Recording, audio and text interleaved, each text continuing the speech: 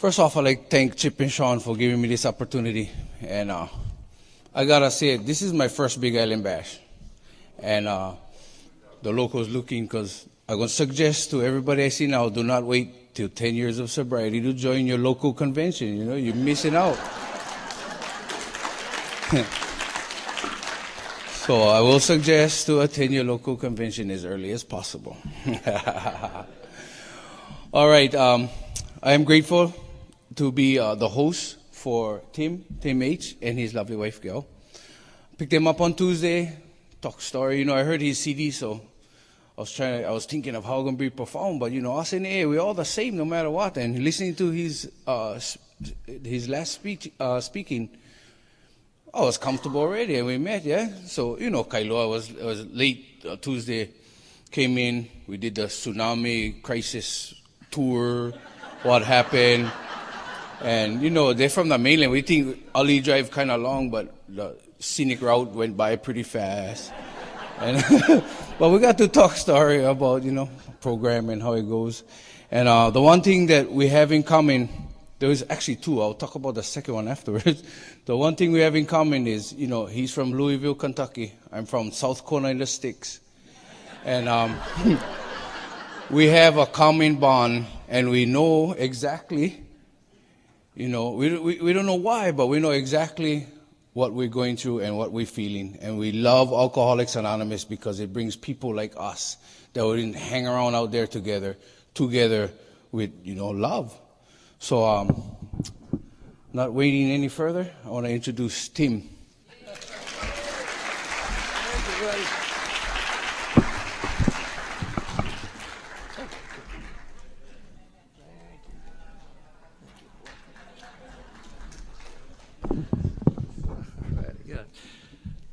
Hi, everybody. My name's Tim Heil, and I'm an alcoholic. This is April 12th of 1990. I haven't found it necessary to take a drink of alcohol or other mood-altering substance, and that's been absolutely, positively the best things that ever happened to me. It's instead of being here, you know. And then, Tommy, thank you, buddy. Tommy picked us up. What you have to understand about the tsunami tour, I mean, it was pitch black. And we're jet-lagged. And Tommy's like, well, this is where I grew up when I was 5 years old, and you know, we're doing the whole deal. But we had a good, you know, we had dinner with my friend Walt the next night, and he was kind of showing us everything downtown. I said, well, no, we know. Tommy has covered it all. We will tell you that. And by the way, Tommy, there's one correction there. That is Louisville, Kentucky. Not Louisville. There you go. Louisville, Kentucky. If you're a local, that's why it is, not Louisville. But it's just, it's wonderful to be here, and I want to thank everybody that's had anything to do with getting me here. That's for sure. And I was telling Walt last night, you guys are going to need to name this conference the Conference of Adversity Overcome. And, you know, Walt called me about a month ago and said, hey, we had a speaker cancel. Can you come? And I'm like, well, yeah. And he was, Robbie W. was going to be the Saturday night speaker, so I said, well, I'll be the Saturday night speaker. But no, then I got to thinking, no, I was the Friday night speaker with Larcene, and that's good. But I got here, and I was looking for Kelly. Well, Kelly was with Carl. But I didn't realize that wasn't Kelly from New Jersey. That was Kelly's girlfriend from California, or Carl's girlfriend. And then we found out another speaker canceled, and I became the Sunday morning speaker. And then right before I got up here, Glenn tells me that, you know, you are from Raleigh, North Carolina, aren't you? And that's what's on the CD.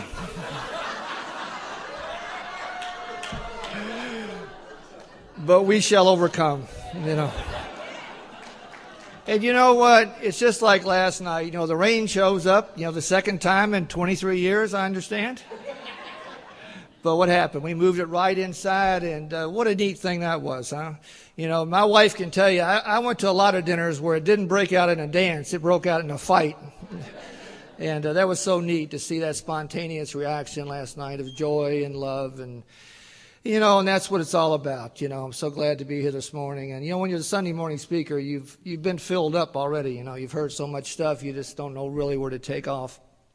And I want to thank everybody. Sean and Chip, you've done a great job. And my friend Walt, who I haven't seen in a little while, we met almost 10, 12 years ago. And, The neat part about AA, you just you show up and you're a part of this we thing that the whole conference is about, and it's just unexplainable. It truly, truly is. I want to mention one thing, if it's okay. We found out yesterday, many of you may know this, many of you may know not, that this conference was started, I guess, 23 years ago, and by a group of Texans, I think, who migrated over here. And there was an original group, I understand, that came over on their own dime and on their own money to really get this thing started. One of those guys' name was Mike Warren. And we found out yesterday afternoon, Walt told me that Walt died of a massive heart attack yesterday afternoon. And 67 years old. And, a great AA member, had a lot to do with this conference getting started. I think he is planning on coming over with all the Texas boys in a couple years for the 25th. So I just want to mention that because I think that's really important, that we have to remember sometimes that there's a lot of people who have gone before us to make things like this happen. So please keep Mike and his wife Gail in your prayers, if you will, over the next couple days. In this whole we thing, it's such a great topic for me because, I'm just one of those guys. I grew up in an Irish Catholic family in Louisville, Kentucky, right? Irish Catholic family. And, I remember when I was about 9 or 10, my dad says to me one day, you talk about a small world, he said, Tim, there's only 3 things you need to know about living in the world, and here they are. Football, you pull for Notre Dame. Basketball, you pull for Kentucky. And you vote the straight Democratic ticket. That's it, boy. Now get out there and live, Now, that's not a very big world, but by the time I got to Alcoholics Anonymous on April 12th of 1990, it had even gotten smaller than that, because it was down to me. And if you weren't me, then I didn't know you and didn't want you in my life, And I say that because here I am. Somehow that kid that grew up in that circumstance is standing in Kona, Hawaii, with a couple hundred of his best friends, and I just don't know how that works. I don't care to know. I just continue to follow, just a loving God who, especially over the last 21 years, has just taken me everywhere that I ever wanted to go and I didn't expect to go. And, I love the diversity in Alcoholics Anonymous. My home group is in the inner city in Louisville. It's down in the hood, it's in the hood, man. And as a direct result of that, probably about 70% of the guys that I sponsor are African-American men or black men. And that's just the way it is, because down in this area, it's halfway houses, it's, treatment centers, it's all of that, all kind of new people. And as a direct result of working down there, probably 70% of the guys I sponsor are black men, and I don't think a lot about it. A couple of years ago, down around my home group, they had changed this one-way street to a two-way street, Oak Street. And I'm getting ready to get up on the expressway, and all of a sudden, pow, I get hit in the rear end. And I don't think much about it. But I get out, and it's this elderly black man and his wife, and how it is with an accident. We're standing there waiting for the police to come in the middle of the street, feeling real awkward, and I'm down in the hood. And but about that time, here come 2 guys down the side of the street, both black men. They run over to me. They said, "Hey, Tim, you okay, buddy? You all right?" I go, "Yeah, guys, I'm all right. Go ahead." About that time, here come 2 other guys down this side of the street, both black. They run over to me. They say, "Tim, you okay, man? You all right?" I go, "Guys, I'm all right." About that time, car came off the expressway, had 5 black men in it. They stopped the car. They said, "Tim, are you okay? Can we take you somewhere, man? Are you hurt?" I said, "Guys, go ahead. I'm all right." I turned around, and that old black man was standing there and went, "Who are you anyway?" What can I tell that guy, right? I'm just a drunk, and our book says, we are people who would normally not mix, but what grows up amongst us is a fellowship. It's indescribably wonderful. I was a couple years and I just started this speaking thing, and my sponsor sent me down to Cherokee, North Carolina, close to my hometown. And all right, Glenn. No, Glenn, I went all in fun, buddy, all in fun. But sent me down to Cherokee, North Carolina to speak at a Cherokee Indian reservation at an AA meeting there. And if you've ever been to one of the Native American deals, they're really incredible. The trouble was, I'm not very confident about this, and the trouble was, I'm the only non-Native American speaker. I do not look like an Indian, all right? And the rest of the guys are, from the tribe, and they're speaking, and it's my time to speak. Man, I get up here, and I am really nervous. And I look out there, the chief is sitting there, and the shaman's sitting there, and I'm like, oh, my God, oh, my God. And the next thing I hear myself saying, you guys, is, you know what? When I was a kid and I used to watch those cowboys and Indians movies, I pulled for the Indians. I swear I did. The chief started laughing a little bit. I thought, oh, man, I'm in good shape here. After my talk, he came up to me. He said, hey, boy, we were really wondering about you, but when you told that lie up there, we knew you were in the right place.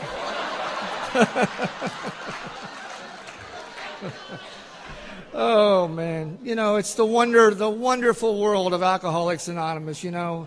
The greatest show on earth for $1. You know, it really, really is. You know, I want to thank all the other speakers. You know, it's good to see Larcene and Butch again. You know, they're just some of our favorite people who we haven't seen in a long time. And Carl and I have been together a couple times here recently. And, you know, your world just keeps getting bigger. And, you know, there are some new people here. And I saw that last night. And, you know, if you're new, let me tell you what I did when I showed up here. I would sit where you're sitting and I'd listen to the speaker. And what I would do, I would listen to what the speaker did that I didn't do. You know, I was really all about that. And I would come every night and I'd be listening to your talk and I'd think, well, I did not do that. You know, next night, next speaker. Did not do that. You know, I was looking for a way. If I get enough didn'ts, I'm out of here, right? And I came and a lady, of all things, is speaking this one particular night. I'm listening to this lady. I'm listening to her story. I'm going, well, I did that and I did that. I did that. Oh, I'm screwed. I did that too. But right at the end of her talk, she said she used to carry a half pint in her bra. I said, I did not do that. I told this old guy about it after the meeting. He said, sound like you're getting a little desperate there to me, man. And the deal was with me, I was trying to figure out what an alcoholic looked like. You guys said, kind of like you. I said, no, you know what I mean? Dirty old man, raincoat. And you guys said, no, we don't know what you mean. And I didn't see any dirty old men in raincoats in the meeting. Don't see any here today. You know, in fact, it's just the opposite. You know, smiles on your faces, you know, dressed nice, and it was confusing. And, you know, then I started listening to the stories. And the stories were all different, crazy, but different. And here's what finally happened to me. You know, identification in our program is so important, and everybody who's been up here has talked about it.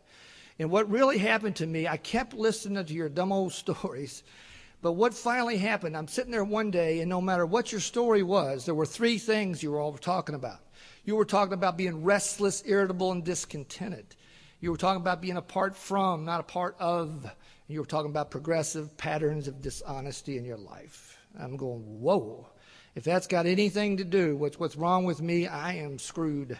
Because those three things have been part of my life from the get-go. You know, those three things for 21 years now I've had to wrestle with almost on a daily basis. You know, we heard Carl talk about it last night. Restless, irritable, discontent. What is it? I don't know, man. I just got it.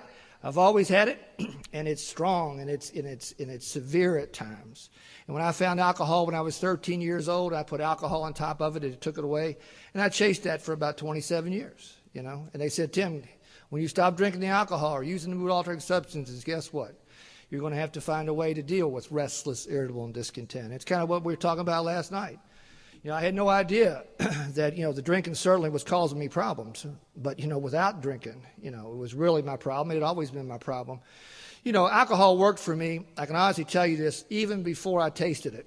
You know, I was the oldest of 7 kids, and my daddy was one of those alcoholics. If he didn't stop at the tavern before he got home, you talk about restless, irritable, discontent, right? And we'd all be sitting there at the kitchen table. I'm 10 years old. But I'd watch him come in, and he'd have that look on his face. But then he'd reach up in that cabinet, and he'd grab that Yellowstone whiskey, and he'd knock him back a couple hits of that. Then he'd pop open the beer, and he'd take that beer and go, bup, bup, bup, bup, bup, bup, bup, poof. And I'd be sitting there going, man, that felt good, you know? You know, I'm 10 years old. I'm looking at his face going, I don't know what just happened there, but I'm in. I am in, you know? I am in, you know? And somebody told me one time when I got here, Tim, if you're catching a buzz by watching people drink when you're 10, you're probably going to have an issue. And I did. But, you know, what I'm trying to say is it did for me something, and as our book clearly tells us, much different than it did from normal people. Apart from, not a part of. Huge, huge part of me. You know, we were talking, Butch and I had a long, great meeting on the 10K walk the other day, of which we came in second, by the way, although we had the slowest time. Never mind, there was only 3 people in the race, but we tied for second. By the time I get home, Carl, there were 1,000 people in the race, you know. I promise you. But apart from, not a part of, what is that about? There's a part of me, even today, I don't know what it is that wants to separate from the pack. There's a part of me that wants to be on the outside instead of the inside. From the day one I showed up in Alcoholics Anonymous, there's just that pull. And that's why I'm saying the most important thing you all told me was, Tim, just keep coming back, irregardless of how you feel, think, or believe. And that's huge. Because my feelings, thoughts, and beliefs were everything to me. Everything to me. And they said, well, that's unfortunate because your feelings, thoughts, and beliefs are your disease. And if you keep following them around, you got trouble, son. But I just kept coming back, happy, sad, glad, mad, happy, sad, glad, mad, but I kept stumbling back in the rooms of Alcoholics Anonymous, and thank God. Even today, and I've been 21 years in AA, I've gotten to do this a little bit, go different places, but there'll be a point in the weekend, Gail can tell you this, you all are friendly, I just love you all, but there'll be one point in the weekend where this little voice will go, you don't belong here, Tim. They will know you're from Kentucky, You are different. I don't know. I hate that piece of me, but I've been taught, you all taught me that just disregard it and act as if, and I just think it's a huge part of alcoholism. It wants me away from you. I know that it does. I have 8 grandkids. I love to watch old movies. And one of my favorite movies of all times was E.T., the Extraterrestrial. Remember that movie? Some of you do, back in the 80s. And the reason I remember was about 83 when it came out, and I went to see it all drunked up with some woman that I think I was engaged to, one of those deals. But anyway, if you remember there's a part in the movie where E.T., the little Martian guy, he gets all green and gray and crinkly. He's drying up, he's dying. He's dying, but he looks up in the sky and he goes, home, home, E.T., home. Man, tears just started coming down my face. And this girl I was with said, what is wrong with you? I said, I know just how he feels. And you know what? I could tell that same story in church. Nobody gets it. You tell that in an AA meeting, everybody goes, oh, yeah, man. I know. I've been trying to get home my whole life. I don't know what that is. But I know it's a spiritual malady. Our book clearly talks about what's wrong with us, what's wrong with me. It's a spiritual malady. And that's why these things that I'm talking about are so important. The last thing you all were talking about was progressive patterns of dishonesty in your life. And when I heard that one, I went, oh, no. Because, my whole life I lied when the truth was good enough. I just did. I can remember being a little kid. I was a pretty good athlete. But if I scored 20 points in the game, I came home, you'd say, hey, Tim, how many points you score? I'd say 24, Got to be on the test. What'd you get, Tim? B+. And I can remember 10 years old thinking, why do you do that? Why isn't the truth good enough for you? I almost think today that intuitively, if you're a budding alcoholic on your way, you somehow intuitively know that the truth cannot be good enough for you. Somehow you know that you're going to have to live on the other side of it if you're going to drink and act the way you want to do that. And I say that because over the last 21 years, that's been just a major issue for me to continue to work on that. I was about 3 months sober, and I was back home with my family. And my wife and daughter, who was 13 at the time, didn't get along real great as it was. So I'm 3 months sober, and it's 1:45 in the morning. I can't sleep because I'm 3 months sober, and my daughter can't sleep because she's 13. We're up watching The Late Show, and my daughter says, hey, Dad, can I get a pizza? And I said, oh, honey, don't do that. Your mother will go nuts. She said, oh, come on, let me. I said, all right, go ahead. So she orders a pizza, 1:15 in the morning, doorbell rings. Gail comes screaming out of the bedroom, screaming at my daughter, what are you doing, getting a pizza at 1:15 in the morning? My daughter said, well, Dad said I could. My wife said, you say she could? I said, no. My daughter said, Dad, you are lying. I said, I know it. I do it all the time. Let me go back over that. Restless, irritable, and discontent, apart from, not a part of, and progressive patterns of dishonesty in my life. What's that all about? Well, what I know that's all about today, that's called the spiritual disease of alcoholism, the spiritual malady, body, mind, and soul. And see, the good news is that you are going to give me a package of treatment to deal with it all. Restless, irritable, and discontent. She said, Tim, instead of, finding a drink when that hole comes in your soul, we're going to hook you up with a power greater than yourself. Apart from, not a part of, we're going to give you the great fellowship of Alcoholics Anonymous. All you got to do is drag your old butt in here every day. and progressive patterns of dishonesty in your life, we're going to give you these 12 steps. And we promise you, if you do these 12 steps to the best of your ability on a daily basis, you will learn your truth. You will accept your truth. You will own your truth. And you'll learn that the truth is good enough, you know. And I certainly didn't know that when I showed up, but it's important for me to say that today, because I'm just like what Carl and a couple people were talking about. Is not drinking important for me? You bet. Because once that drink's in me, all bets are off. But, you know, I would just be crazy to disregard the rest of the big book, which clearly talks about what Larcene talked about a lot. And my story is a lot about the family disease of alcoholism. It's about what we call the isms, I guess, in certain places. And boy, do I have them. And I grew up in a family. You know, I grew up in a family, interestingly enough, where I was the first alcoholic, which was really interesting. And I heard somebody talk about this one time, and he described my family perfectly. Because up until me becoming an alcoholic, we had only two types of people in my family. We had nervous people, and we had characters, you know. That's all. We didn't have any alcoholics. We had a lot of drinking, a lot of nervous people, a lot of characters, right?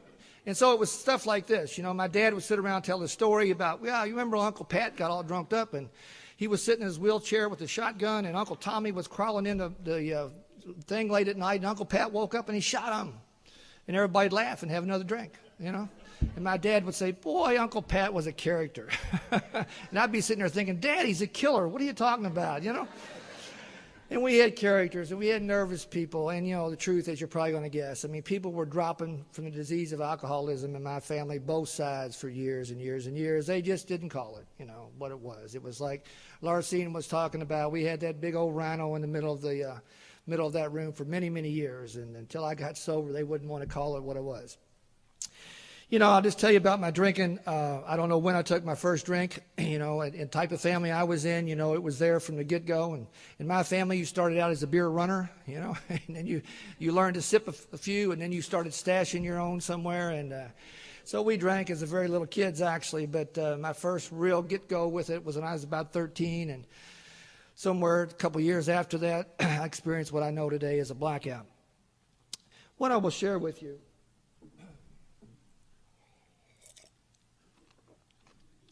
about my alcoholism from this point forward. And I can certainly say this today because I work with a lot of young people.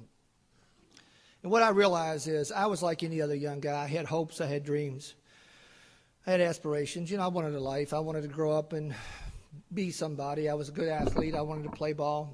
I wanted to have a wife. I wanted to have kids. I wanted to have the home. You know, a lot of things that we all have when we're 15 and 16 years old. But what I know today is I look back on it, if you're an alcoholic of my variety, you can't have those things. You know, you just can't. And Butch and I were talking about it a little bit on our walk yesterday. You know, I had no idea as I headed out into my young adulthood that the disease of alcoholism would just absolutely, sooner or later, take everything that would ever mean anything to me. You know, the bottom line was it took everything that ever meant anything to me. You know, and the first thing was I was a pretty good athlete, as I told you. In the state of Kentucky, if you can shoot a basketball through a hoop, that's a big deal. And I was an all-state basketball player. My name was in the paper a lot. My picture was in the paper a lot. And the only reason I say that is because that's who I was. You know, other than being able to shoot a ball, I was a 6'4", pimply, totally afraid of girls, totally afraid of the whole world type of guy. And that's why alcohol was just a totally great setup for a guy like me, you know. And I left in 1966 in all my glory and got this scholarship to Division I college in St. Louis. And not only was I the first one to go to college in my family, to go on a scholarship with all that kind of notoriety was just a big deal. And what I'll share with you is I leave here at 17 years old. In those days, you couldn't play as a freshman as you can now. But by the first game of my sophomore year, I showed up to that game so drunk that the other players had to hide me out on the end of the bench so they wouldn't throw me out of school. So this is like going to your major college, to wherever you follow, and on the end of the bench, there's one kid that's super loaded. You know, now I'm 18 years old, you know, and what I want to say to you is this is a key point for me, because the basketball was the one thing I would have told you that nothing's going to get ahead of that. You know, it's the one thing I would have told you. I won't jeopardize that for anything. I really didn't care about anything else. But now, I'm showing up to the most important thing in my life as I see it, and I'm totally loaded. And what happened that day, and I want you to hang on to this, two things happened that day that were going to be part of my story for a long time. Unfortunately, I didn't understand it. two things happened. And the first one was I was walking down the street after class. The guy said, "Hey, you want to get a drink?" And I said, "Well, yeah." I always said, "Yeah." And I always had a mind that said, "All right, here's what we're going to do. We're going to have a couple beers. Tim, you can come home, get a nap, get up, get a shower, go to the game, be a hero." That's what my mind said. I don't know anything at 18 years old about physical allergy, mental obsession. Certainly don't know anything about phenomenon of craving. And as you probably guess, I drank right up to game time. That I got to the game was even interesting. The other thing that happened that day, and I've gotten more insight about this as I've been in AA. I have this part of me, I guess, as the book talks, at the core is selfishness and self-centeredness and our disease. We kind of see the world. And how it translated to me, as I've always seen it in every aspect of my life, whether it's in a relationship or I'm on a team or even in AA sometimes, how it comes to my deal is I start noticing I'm not getting respect that a man of my stature should be getting. I mean, it's awful. It's plagued me for as long as I can remember, and that's what happened that day. Because on the basketball thing, the coach the day before said who was going to start, who were the first three starters. I wasn't included. It hurt my feelings. When little Timmy's feelings got hurt, I love to drink, And the only reason I mention that, because, again, that is going to kind of trail me or follow me for a long, long time. So what I'm saying to you, now I'm 18 years old, and alcohol has now moved to the top spot in my life, okay? It's taken over everything, and from that day forward, alcohol would dictate on a daily basis what I did, who I did it with, and especially where I ended up on any given day. My nickname at that campus became the Vagabond. It's a great name for a 19-year-old kid. And the reason I had that name is that's the way I lived. I might end up at your house. I might end up at your house. Might end up under a tree, depending on where the drinking left off that day. And I also had to start compromising all the values that my parents had given me, because they did give me values. But if you need to drink every day and you're busted, then you got to do what you got to do, right? So I started to steal. I used to take tests for people because I had some brains when I was sober. And that's what I'm saying. I'm now 20, 21 years old, and that's the life I'm leading. And certainly I didn't see it as it was, that alcohol was really calling the shots. I can certainly see it today. I hung around that college campus. The trouble about that, hanging around college campus is they only let you stay so long. I kind of wanted to keep the party going for as long as I could. In 1970, I had enough credits to graduate. Okay, my grades were awful. And a lot of you are going to identify with this because I know you're the right age. But in 1970, there was a problem. They had a thing called the Vietnam War, and they had a thing called the draft lottery. And my draft lottery number was 6. So I'm going, right? And in 1970, not that I wouldn't have gone, but in 1970, nobody was really fighting to get over there, as you might know, because it was not going well. And it was a big panic. And I remember thinking, man, Tim, you better come up with a plan, buddy, or you're going to be over there pretty quick shooting them up. And in those days, there's only 2 ways you could get deferred from the draft. You could get married, and I thought, man, that's awful drastic. or you could go to grad school. And I thought, that's it. That is exactly it. And I came up with my first plan for my adult life. Now, hang with me here. If you're a drunk, you'll be right with me. And the plan went like this. Here's what I'm going to do. I'm going to go take the test to get into law school. I'm going to pass that test. I'm going to get into law school. I'll graduate from law school someday, eventually run for Congress, and someday President of the United States.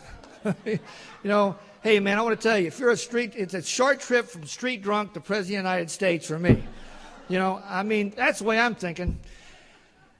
And I go take the test, and as you probably guessed, I got an awful score on the law test, and the law school turned me down. And now, as meager as it may sound to you guys, it wasn't funny then. And I'm thinking, Tim, you better come up with a new plan. And I went one day, and I'm sitting in my dorm, and I'm saying, Tim, why don't you do this, man? Why don't you stop drinking?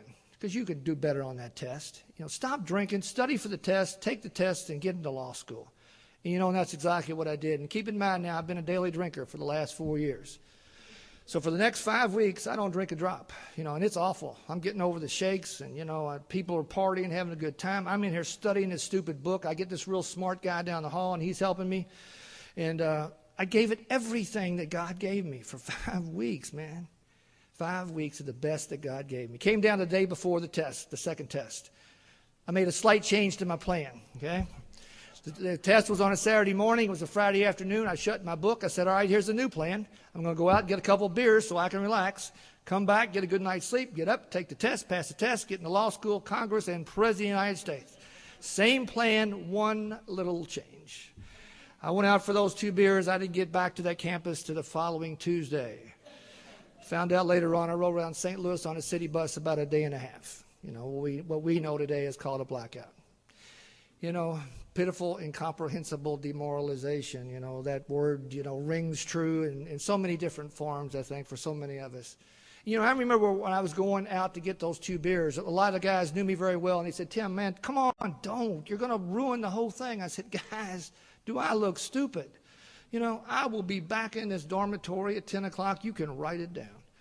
And I'm absolutely sure I would have passed the test if you'd have given it to me, a lie detector test. Because, again, I knew nothing about the physical allergy or the mental obsession. In fact, I didn't know that the first drink was my problem until I walked into the room of AA. In fact, I for 27 years tried to find out where the cutoff point was.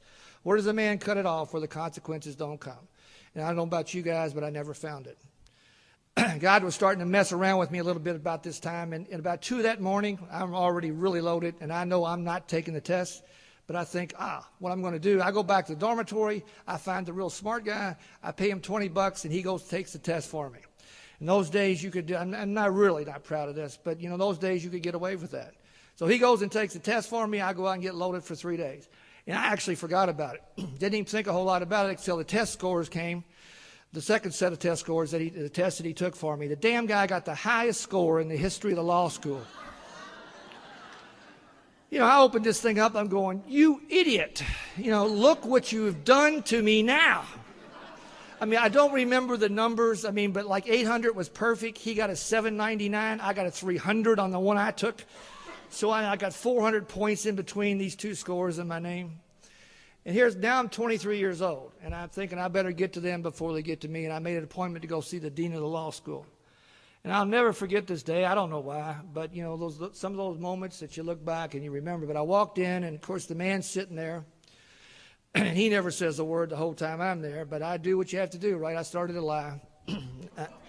I said, well, Dean, you're probably wondering about the difference in those 2 scores of mine. And I said, look, at the last minute, I decided I didn't want to be a lawyer. I'll let some other guy take it. How did he do? As if I didn't know, right? And he looked at me, and I knew that he knew I was lying. I'd been there before. What I wanted to share with you, I turned to leave that office that day, and what went through my mind was, Tim, who you kidding, man? You know what the problem is? It's the booze. The booze took the basketball out of your life. The booze took the law school out of your life, and you know it. I can't tell you how profound that was as I stood there that day. But, obviously, as you're probably going to guess, it did not last long. Because I walked out of that office. There were 2 guys that I knew. They said, hey, you want to get a drink? I said, yeah. And we were off and running. That was 1970. It was going to be 20 years till I showed up into the rooms of Alcoholics Anonymous.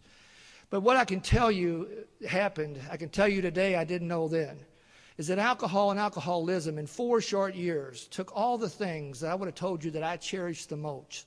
It took my integrity. It took my sense of well-being. It took my own sense of oneness in myself. I had no confidence. I had no integrity. Because, I had to go back to Louisville living a complete lie. The only person who knew the truth about the law school story till I got to AA was my mom. Thank God for moms, huh? Mom hung on to the secret. The problem was I had the secret too.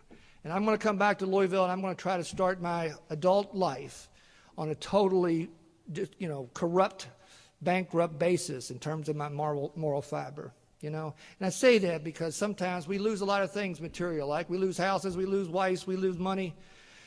What I really lost that I really, really regretted was my dignity. Gosh, it's so important to me. It's so important to all of us today. And through the last 21 years, you all have restored that and given that back to me. I came home and I took the draft physical, and as it turned out, I flunked the draft physical on a congenital birth defect. I thought, man, that would have saved me a lot of trouble. So I don't end up going to the war anyway, and I came back and I got into teaching and coaching, because teaching and coaching was the only thing. I had a degree that I could do, and I had the basketball background. And they made me, my first job, they made me the dean of students at an all-boys Catholic high school.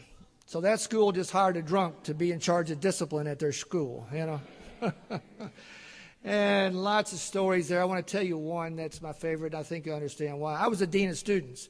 So the kids had to check into me in the morning, back in the 70s. Man, I'd be sitting there many mornings with this big old tomato head, just trying to get to 8 o'clock or 9 o'clock, bad hangover. And this one morning I'm sitting there like that. I look up and here's this kid, back in the 70s. He had that long hair, man. He had that army jacket on. You could smell all that reefer, and his eyes were all glassy. And he was just kind of floating over top of my desk like this. And he finally looked down and went, "Hey, Mr. Highland, you're looking bad, dude." And I think I said something very profound to him like, "Hey, by God, I'm in charge here, and don't you forget that." Let me tell you why that. The reason I tell you that story about that kid that day, last summer, that kid celebrated 27 years in Alcoholics Anonymous. Oh, man, he lives down in Destin, Florida. He's a multimillionaire. He's a great member of AA, and, just one of the neat stories that you get to experience in our program. I went down a couple years ago to speak at the conference there, and he met me at the airport, and he had his kids with him. He called me Coach. He said, "Hey, Coach, come here." He said, I ain't ever told my kids now how I was. He said, "I'll make you a deal. You don't say anything about me, I will not say anything about you." I said, "All right, John, you're in, buddy." And, I'll tell you this. That's been one of the great joys of my sobriety. I did the teaching and coaching thing to the best of my ability for 7-8 years there. Not very well, as you might guess. But over the last 10 years especially, those boys that I tried to teach and coach back in the 70s who showed up in the rooms of Alcoholics Anonymous.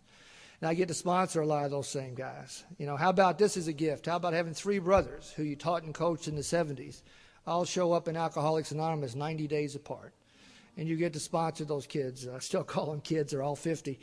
And you get to sponsor those kids. And I say that because, my sobriety has been about God giving me a second chance in so many things, in so many areas that I fell so short in. And that never continues to stop. It just doesn't. But, I want to share this one story with you today. Sometimes I do and sometimes I don't. But I think our theme today really fits this. I can't, we can.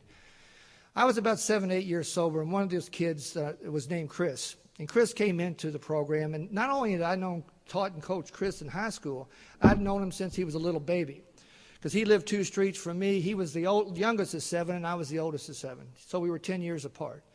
And sure enough, he came into AA, and I got to be a sponsor. And for about a year, we did the deal, man. We went to meetings, we were doing our steps, and all of a sudden, and this was alluded to last night also, I didn't hear from Chris. He stopped calling me, wasn't showing up at the meetings.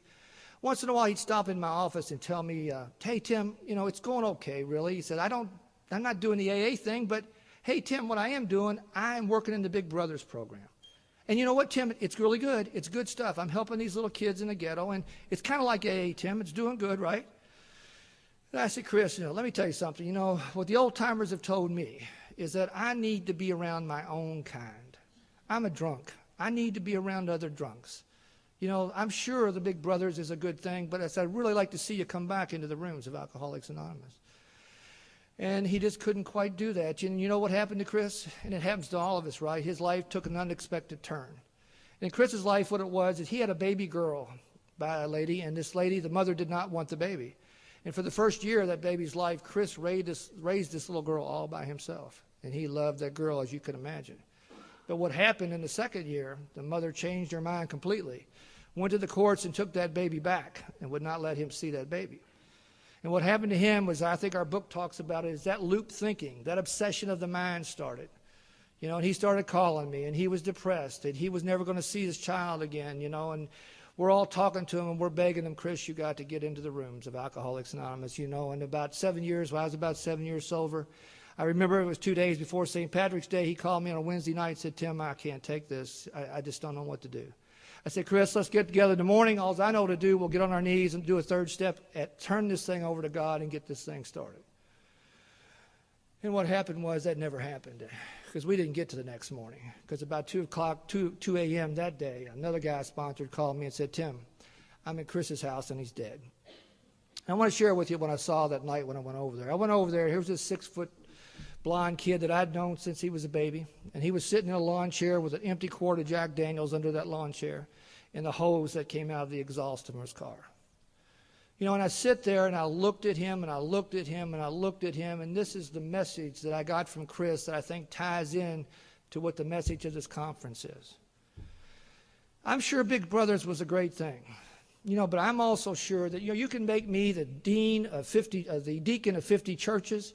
You can make me the head of the Boy Scouts of America. You can make me the head of the Mother Teresa fan club. Whatever it is that the world has to offer, and they're all some good things. If I forget, first and foremost, what I am and where I belong, you can forget about the rest. I have guys today I came in AA with. I run into them.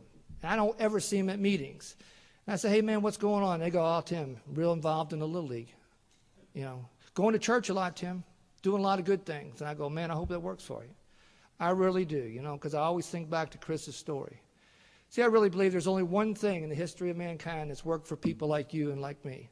And it was started, a little over 70, some odd years ago by two guys, one named Bill, one named Bob.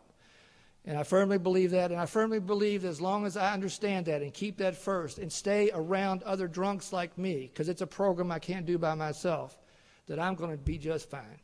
But I have no confidence or no trust that outside you people, I have no choice. And Chris, it was such a great message to me because I was at a point in my sobriety where I was starting to pull back a little bit to the sides, right? That's just what we do. Carl was talking about it last night. We take it for granted. Just start kind of easing around, not listening to what's said, not even showing up at time. Chris was the only alcoholic in his family. I remember his mom saying, Timmy, I don't understand. I said, what don't you understand? She said, I don't understand how a simple life problem like that could get so serious that you pick up a quart of whiskey and you drink the quart of whiskey and you take your own life. I don't understand. You know what? I looked in her eyes and she didn't understand. She didn't, but I did. By God, I did. And I hope you do, and I know you do. There's not an alcoholic alive that doesn't understand just what I said. And I say that because Chris never got to tell his story. But I want to tell you his story was so vital because, it made me at that time recommit to getting in and staying right in the middle of Alcoholics Anonymous. I came back also, when I came back from college, I got married to my high school sweetheart. And I was really hoping yesterday's workshop was going to be on relationships, and so maybe I could chip in a little bit on the whole thing, but kind of went a different way. I got married to my high school sweetheart. We got married in 1970. We got divorced for the first time in 1983. We got remarried in 1985. We got divorced again in 1987. We got remarried in 1990 when I got sober, and we got divorced again in 1994. See, not even a bad reaction. You tell people in your office that, they go, what? You share that in AA, everybody goes, oh, hell, sounds normal to us. You know what? What is that all about? I'm looking right at Larsine, and she knows what it's about. It's all about, I love him, I hate him, I hate him, I love him, he's good, he's bad. It's a dance. And if you don't know, there's a thing called alcoholism in the middle of any relationship. You got pretty much an impossible deal. And what you really had there were two people who really cared for each other who didn't know what they were dealing with. That's as simple as I can say it. And I say that in all sincerity because I have a deep, deep respect in my heart for Al-Anon because of our family disease and for how sick the people around the drinkers get. I grew up with it, and you think I would understand that, but I'm just starting, as I've been sober in Alcoholics Anonymous, to understand how sick and how pervasive the disease is within the whole core of the family. And so I'm very grateful for you, Al-Anons. I'm very grateful for that program, and I sincerely mean that. Also, we had 3 beautiful children in that marriage. I had 2 boys and a little girl. And if you're a father, how about this for a gift? How about having your oldest son born on Christmas morning? In 1971, that was God's gift to both of us. Unfortunately, I missed the gift. And I missed a lot of gifts, you guys. I need to tell you that right now.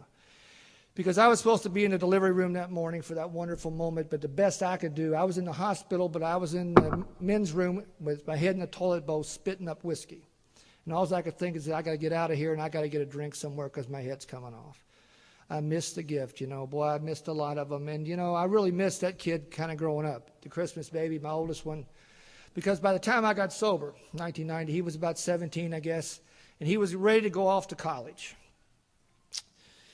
And he says to me one day, I was 6 months sober. He says to me one day, hey, Dad, can I talk to you before I leave? And, of course, I immediately start thinking, well, sure. I'm sure he wants to tell me how proud he is of me that I'm 6 months sober. I'm sure that's it. And we have this little meeting, and I said, son, what is it you'd like to say? And he said, Dad, I only have one thing to say to you. I said, what's that? He said, Dad, I hate you. He said, I hate you. Now let me tell you why. I hate you because all you think about is you. He said, even since you stopped drinking, all you think about is you. Bye. Man, I'm like crushed. I can't believe I'm taking this at 6 months sober, you know? And I made an awful mistake. I took this story out to a bunch of old timers in Alcoholics Anonymous. They were not kind. They were not kind. There's an old fellow in our area named Jack Sullivan. And some of you might have run across Jack. He's been gone for a while. But Jack was one of them. He said, look, you've been drinking for 27 years. You think you're getting credibility back in your life in 6 months? Not going to happen, Tim. You know, here's how it will happen. You will get it back.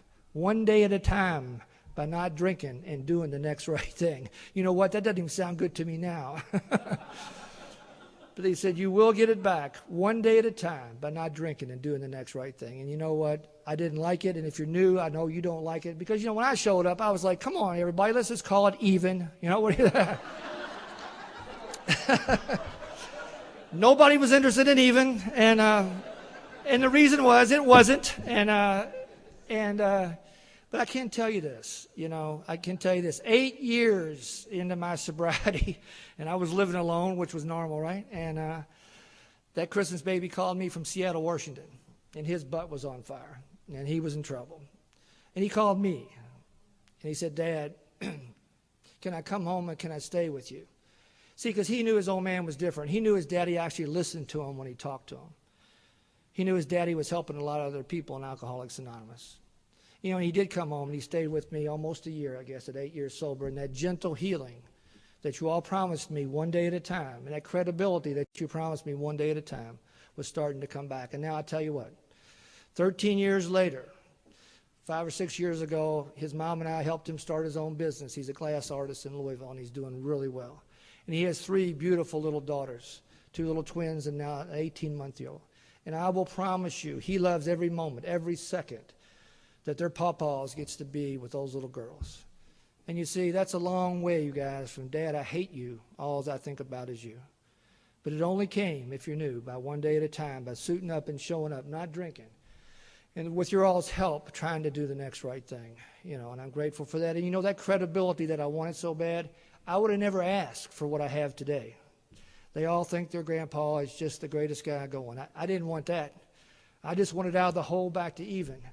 But you guys said, no, you're going to get more than that. And I said, you know, I don't even want more. But, you know, the credibility, and a lot of you are nodding your heads, you know, because you have grandkids and you have kids that you have in your life today is the real miracle of Alcoholics Anonymous. You know, I did the teaching, coaching thing for the best I could, 7 or 8 years, and it was getting awful. I started to notice, as you might guess, I wasn't getting the respect that a man of my stature should be getting, and I left, and I did what every drunk does sooner or later, right? I started my own business. Let me get a drink before I get into this one. All right, let me tell you about the 1980s. I got sober April 12th of 1990. I already told you in the 1980s. I got divorced for the first time in 1983, remarried in 1985, divorced again in 1987, remarried in 1990. I was engaged to 2 other women in between time. I was in the nut house twice. I got picked up 8 times for public intoxication. I was in 5 car accidents. I lived 14 different places, had 14 different business partners. I got stabbed with a beer bottle, shot at twice, and I lost $250,000. And I was thinking, this is going okay. Yeah. Yeah. Like we're always the last to know, right? Always the last to know. 1982 to 1985, I went through 5 psychiatrists. That was a real simple deal. I kept them until they started talking about alcohol. They started talking about alcohol. I fired them, got me a new guy. Taking antidepressants of any and every kind, drinking whiskey and beer on a daily basis. If you're using that recipe, it did not work real great for me. You know, I was about 83, and I started my own business. I would be out, and I'd see guys I went to high school with. They'd say, hey, man, what are you doing? I'd say, I'm president of my own company. They'd say, no kidding. They said, where are you living? I'd say, with Mom and Dad. Oh, man. 1985, living with Mom and Dad. New Year's Eve, 1985. Couldn't live drunk, couldn't live sober. You know, I love this song. I love the line, the thrill was gone. A lot of you are nodding. The thrill was gone. I don't care how much whiskey I drank that day. The thrill was gone. And I was probably as suicidal as I've ever been. I didn't know what to do with that either. I really did not. And I was living with my mom and dad. And I had, a brief moment of clarity, which was, Tim, you're a bum. You're a washout. You're a drunk. You were the hero child. You're living with your mom and dad, for God's sakes. That's who you are. And I didn't know what to do with any of it, And my brother Tommy, who's in this program today, picked me up and he took me over to Our Lady of Peace. It's our nut house. It sits up on a big hill in Louisville. And he drops me over at Our Lady of Peace New Year's Eve in 1985. And I'm going to tell you this story as I remember it, because it's all about my disease. And someday I'm going to find this nurse and get her side of the story. But they put me in this place, and I guess, next thing I know, I'm down in this little room. I guess it was a detox room or whatever. And I'm sitting there a while, and this nurse comes and sits next to me. And she said, well, honey, tell me about it. I said, all right, I'll tell you about it. Well, a couple of years ago in '83, my first wife threw me out for no reason that I could think of. And then I got engaged to this other woman, and she took off with a ring, and God, I hadn't even paid for it. And, oh, yeah, did I tell you my daddy went to prison when I was 12? And, man, this stuff comes from everywhere. I don't know where it's coming from. And I'm just talking and talking and talking. I'm feeling better. Look at the nurse. She doesn't look too good after a while, But maybe I'm there an hour and a half. I came in there completely despondent, completely suicidal. And she looks me in the eye, and she says, honey, you certainly have a right to feel the way you do. I thought, God, you are so right, lady. If people had messed over you like they messed over me, by God, you'd be drunk and depressed too. I hadn't been there an hour and a half, you all. I was cured. I spent the next 16 days in that get-go trying to help everybody else in the hospital. I swear, they made me head of the stress class, I got a blue ribbon for the best woodworking thing in the shop, I was all over it. Because, see, I had figured out very quickly it wasn't me anyway. It was you guys. It had always been you guys. And when I get you all straightened out, I will be just fine. Want to hear insanity? Halfway through the stay in the nut house that time, I'm walking down the hall, and the nurse says, would you like a pass out tonight? And I must have thought she said, you want to pass out tonight? She said, no, you're doing really good if you want to go out for a couple hours as long as you're back by curfew. I said, oh, thank you so much. And I call my best buddy. He picks me up to Nut House. We go right to the watering hole. Slam down 6-8 beers, get a couple shots of whiskey. Got a big old bottle of wine up on the table. I'm telling about all the people I'm helping back to the hospital. Crazy. 11:15, I said, hey, I got curfew to Nut House. You got to get me back. So we're both drunk. We pile in the car, and we go back to the asylum. And I'm getting out the passenger side, and I look over at him. Tears are just streaming down his face. I said, what is wrong with you? He said, Tim, you don't belong in there. I do. And I think I said something like, you know what? I think you're right, and when I get out of here, I'll help you. And you know what I did? I went in there, and you know what I came out, and you know what I did? I started over. I was always starting over, man. Got me a new girlfriend, got me a new place to live, got me a new business partner. I was always starting over. And if you listen to our stories in AA, we're the best starter over is going, man. Don't finish much of anything, but we can flat start over, baby. Got back with my most frequent wife, as I call her, and I did when I came out of the asylum. And it only got worse. We bought a new house. We tried to change the scenery. It just got worse. Wherever you go, as they say, there you are. And unfortunately, the drunk was still right in the middle of all that. She threw me out the last time in late 1989, and I spent the last 6 months of my drinking living in a guy's basement out in the south end of Louisville.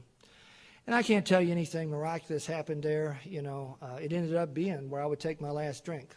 I thought it was kind of a step up in some way. Now I was president of my own company, living in a guy's basement, was kind of step up in some ways. But April 12th of 1990, I woke up out of that basement and after having a couple of drinks the night before, not many.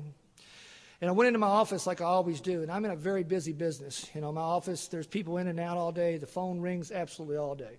April 12th, 1990, I got there 7:45 in the morning, and I sat there till noon, and I didn't move a muscle.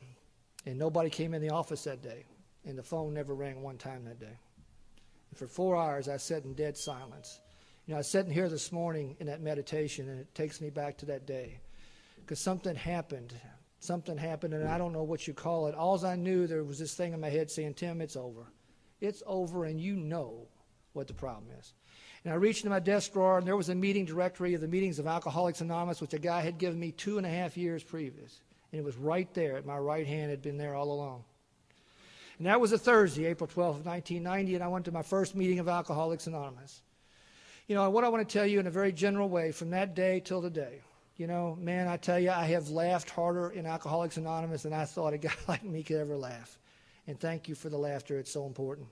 But I've also cried more. I have felt sadness and grief more deeply than I ever wanted to in the middle of Alcoholics Anonymous. And the reason I say that, in case you were like me when you were new, I was kind of hoping AA was going to be about the absence of problems in my life. And you guys said, oh, no, Tim, it's not about the absence of problems. What we're going to teach you to do if you stay sober and practice our program, you get to be part of life and everything that goes with it. And you get to be there, Tim, in body and in mind and in spirit. That's huge. That's huge. And let me tell you why. Back in the day, Gail would say to me, Tim, you're not even here when you're here. I'd say, what do you mean I'm here? She said, no, you're not. You see, I didn't realize that I had a disease. I wasn't drinking 24/7. But if I wasn't drinking, I was thinking about drinking. If I wasn't thinking about drinking, I was thinking about me. That pretty much doesn't leave any space or any time for anybody else, does it? And if you can only bring your body and you can't bring your mind and you can't bring your spirit, you can't be a dad. You can't be a husband. You can't be a grandpa. You just can't be there. And see, the reason I know that so well today, I can be there in body, mind, and spirit. I can sit on the ground for 3.5 hours and play Monopoly with my 3 9-year-old grandkids. And see, a guy like me didn't do that. A guy like me couldn't give 3.5 hours of my space and my mental time to anything other than me. I can sit in the treehouse today with those kids and no care in the world how long we're going to be there.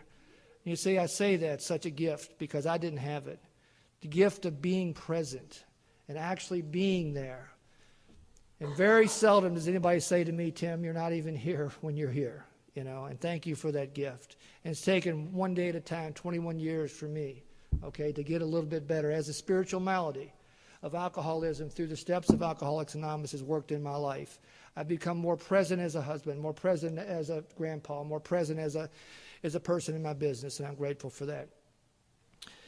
You know, when I showed up to Alcoholics Anonymous, I told you I was owed $250,000 to people who really wanted it back. They really did, and they really bothered me about it a lot, which I thought was really unnecessary. They really did. They made my first year of sobriety just miserable, and I was trying to take from Peter to pay Paul, and I was hiding from people, and I'd go into my office every day, and I was just a nervous wreck, and of course I'm a drunk, right? So I'm trying to think about one big deal to come up with $250,000, right? And I'd get to about 10 o'clock, and I'd just shut down. That fear would shut me down, and I'd end up go home, crawl up in a little ball, and just sleep the rest of the day. Come in the next day, I'm going to beat it today. Again, by 10 o'clock, I'd be crawled up in a little ball, day after day after day. I'm at a meeting one night, and I'm whining about this to this old guy sitting next to me about my business and about this money I owe. And he said, what are you talking about? Tell me about your business first. I said, all right. Well, I have this business. And he said, what time does it open up? I said, my business opens up at 8 o'clock. He said, good, Tim, be there at 8. 8. Not 8:05, Tim, not 8:10. You be there at 8 every day. What's next? I said, well, I'm supposed to do my sales calls. He said, good, Tim, do your sales calls. What's next? I said, well, I'll go to lunch. He said, good, Tim, go to lunch. And Tim, come back from lunch. I thought, that's a good one. What's next? I said, well, I'm supposed to come back in and do my paperwork. He said, good, come in and do your paperwork. What's next? I said, well, work's over at 4:45. He said, good.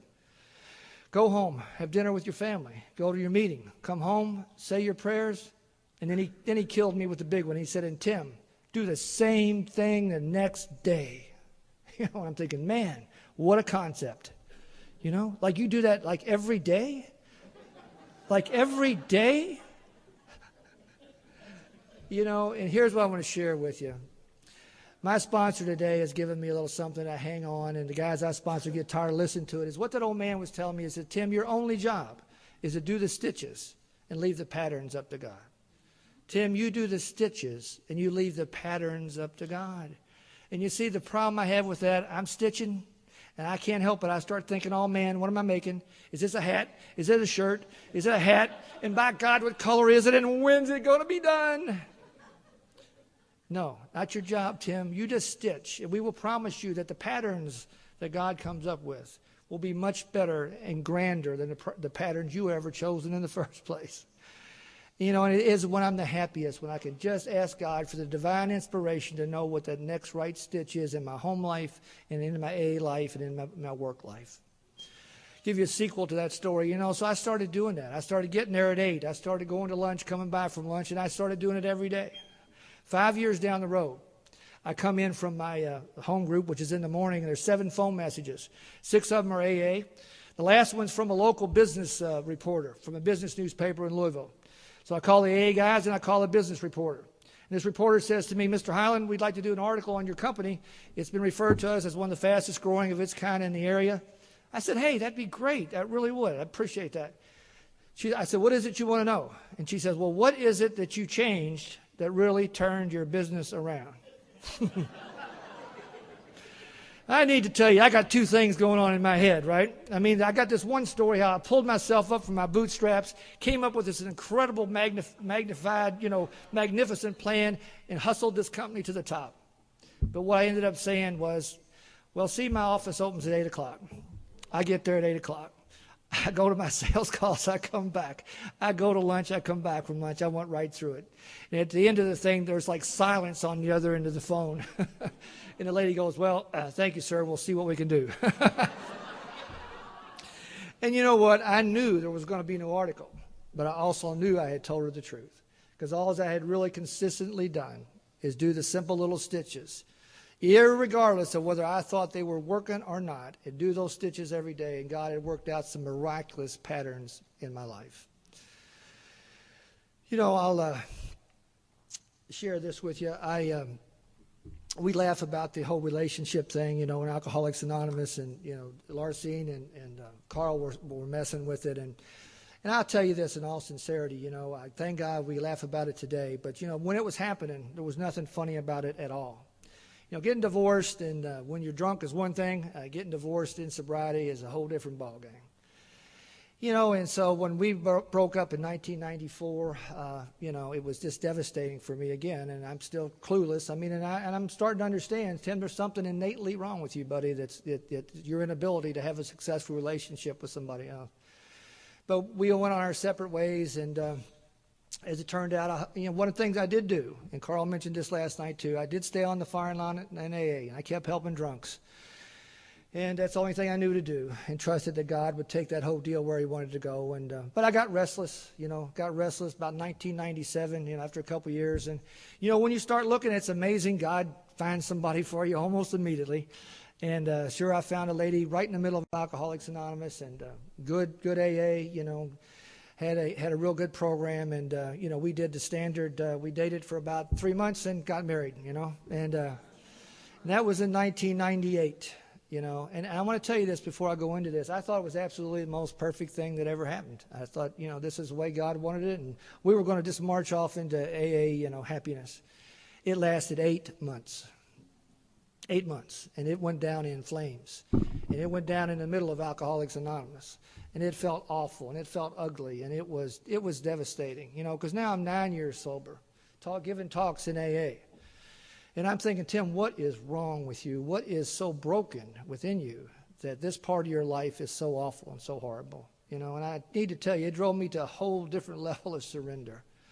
I can tell you that now. At the time, it just felt ugly. But, the one thing I did do, and I kept doing, was, as we talked about, I stayed on the firing line, I helped drunks, and I kept marching on. And interestingly enough, I don't know how long after that it was, and I was, interestingly, had to go back and live with my dad, interestingly enough, because we had a little dispute over the house, as always. I always lost the house, Carl. I don't know about you, but I always lost the house. We had a little dispute over that, and I ended up living with my dad, and I'm there for a while, and I don't know what it was, but I got a call from my ex-wife, my most frequent wife, remember her, and mother of my children. And she said, what are you doing? I said, well, I'm living with my dad as right now. She said, I'm taking the kids on vacation. Would you like to go? I said, well, yeah, thanks. I have nothing else to do.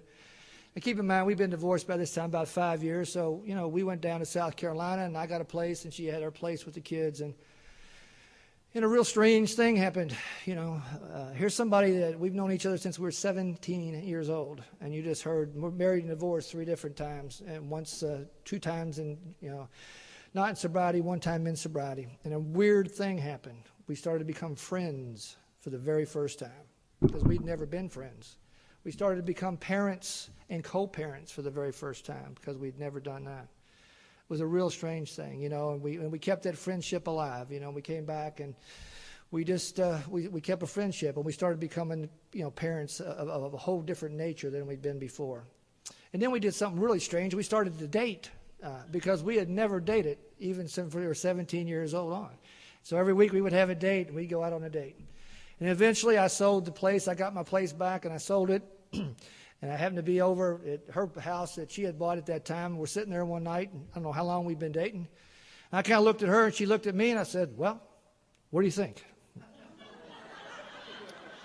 Here's what I'll share with you. This past November 28th, we celebrated our 40th gross wedding anniversary.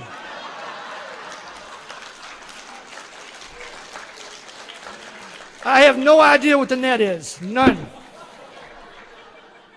None. And that was in 2002. And I tell you what, we are the best friends. She's sitting right in front of me, and we're buddies. And I don't know how that works. I was telling Butch on the walk yesterday, what I do know, and I have to accept, is that it happened exactly the way it had to happen. There was no other way that we would have what we have today without everything you hear just happening. And I say that. I met a beautiful lady, and I can't think of her name, in California. She's an Al-Anon lady, and I loved this. She said, Tim, it sounds like you use periods in your life, but God uses commas. You use periods, and God's using commas. And, be careful. If you think you're at a period in your life, God just may be using a comma. And I say that because, we're best friends. We have a little rough year this year. Gail's had a little health issue, and that's why this was such great timing for us to be able to come here and be loved and be amongst friends. But, I said to my sponsor one day, I said, is this a little crazy? And he said, well, yeah. He said, but Tim, maybe not. And maybe not in our program if it's about anything. Okay, it's about, I just lost the word. Well, anyway, let me go ahead. What was the word I'm looking for? Transformation. Thank you, hon.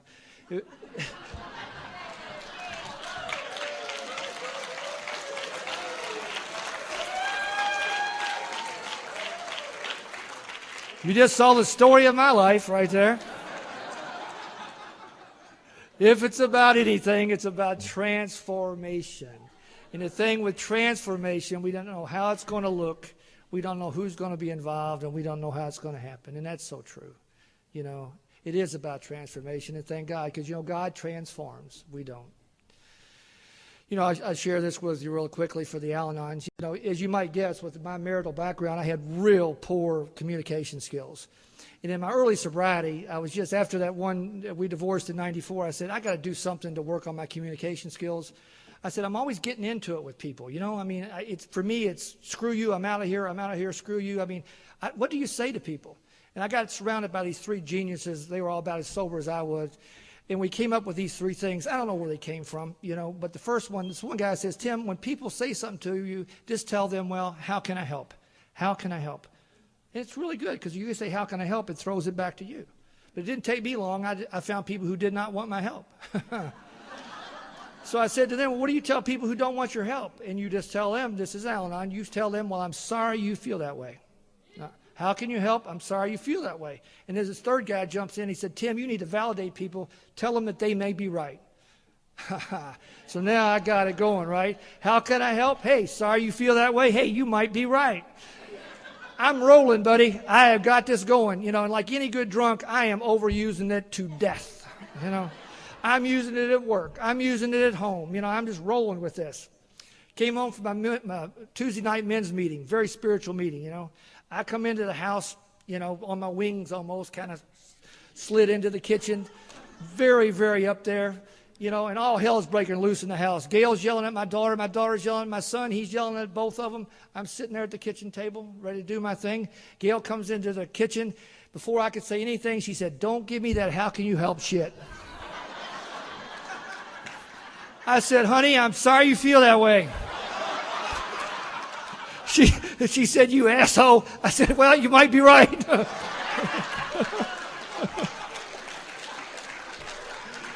Oh, man.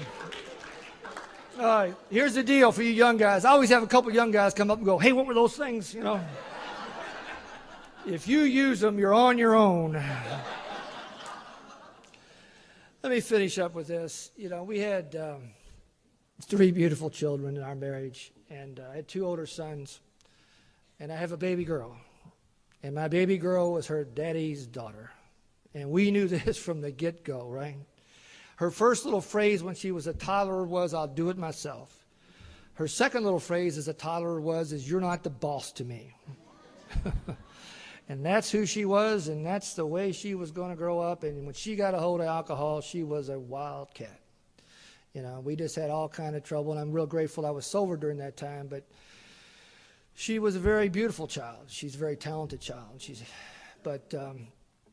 She got on a roll when she left Louisville, I guess, when she left high school and went to the Art Institute of Chicago on a scholarship. Very gifted child. But when she was up in Chicago, she got her alcoholism rolling. And she drank just like her daddy drank. And we knew what was going on, and she popped into town a couple different times. And then she took a run to Los Angeles. She and another girl jumped in a car, and they did a run from Chicago to L.A. And she was in the Second City, the improv troupe that does that deal, and she went to L.A. and took her alcoholism with her. And I guess about 8.5 years ago, it was now, she came home to Louisville to see her mom and I. And this child is beautiful. She's like her mom. She's tall, she's blonde, she's blue-eyed, gifted athlete, gifted in just about everything she's ever done. But she was very much into the grips of alcoholism, and she came home to see us 8.5 years ago. And what I need to tell you, what I saw, my baby girl, her eyes were all caved into her head, her cheeks were all caved in, her teeth was rotting out. She was so thin you could count her ribs because in addition to alcohol, she had the disease of anorexia. And of course, when we said to her, "Well, honey, how are you doing?" she was doing fine. Naturally, she was doing fine. And she left 8.5 years ago, and she went back to L.A., and we waited for the call. You've been there, you're waiting for the call. And one day that call did come, and it was her, and she was calling me. And thank God it was her on the other end of the line, but she said, "Daddy, I'm at the end of the rope. I can't make it." She'd been living in her cars in the streets of Los Angeles, on a liquid diet. And I knew, I had seen her. I knew she was dying because she wasn't eating either, and her body was eating itself alive. And she says to me, "Daddy, what can I do?" And here's what I want to share with you. I am now, I guess, 12 years sober at this time. I'm sponsoring a lot of guys. I'm talking. I'm doing a lot of things. And I have no problem when you bring somebody to me about helping them. I know what we're going to do. But I want to tell you something. When it's your baby girl, and she's 2,000 miles away, and you can't get to her, it was a whole different ball game. Because everything in me as a daddy wanted to get on an airplane and go out there and bring my child home and save my baby. I mean, everything in me. I was ready to dial the airlines right now. But some other thing in me, and I don't know where it came from, and I guess it was because you guys had told me this so many times. Something else in me was there, and what I ended up telling her was, "Honey, here's a man's number in Alcoholics Anonymous in Los Angeles. I hope you'll call him." And I hung up that phone, and I thought it was 50-50 whether she'd make that call or we'd go out there and bring her home in a box. And I just cried and cried and cried and cried. But I also want to tell you this, because it was an important moment for me, because what I knew was I had told her and given her everything that I have. Because all I really have is the very same thing that you gave to me. All I really have is what Bill gave to Bob. The only thing I know that's worked for people that have this disease that we have consistently on a regular basis is that. And I want to tell you that through God's grace, and thank God, we this coming July, I guess, we will go out to the Pacific Group in Los Angeles, and we will help our daughter celebrate her 9th birthday in Alcoholics Anonymous.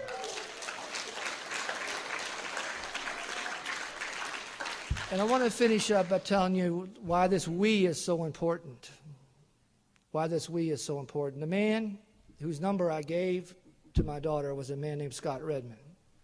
And some of you may know Scott, and Scott is no longer with us.